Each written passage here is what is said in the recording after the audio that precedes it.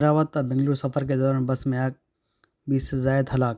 کرنول ضلع میں جمعہ کی صبح ایک خوفناک سڑک حادثہ پیش آیا۔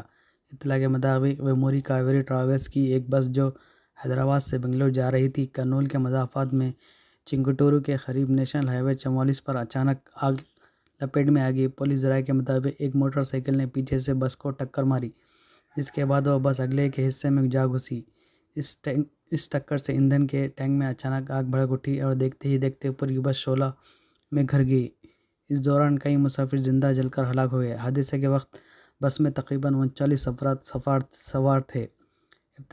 ابتدائی اطلاع کے مطابق 12 افراد معمولی زخمی حالت میں بچ نکلے، جبکہ 20 سے زائد افراد جھلس کر ہلاک ہوئے۔ زخمیوں کو فوری طور پر کرنول سروجن ہاسپٹل منتقل کیا گیا ہے۔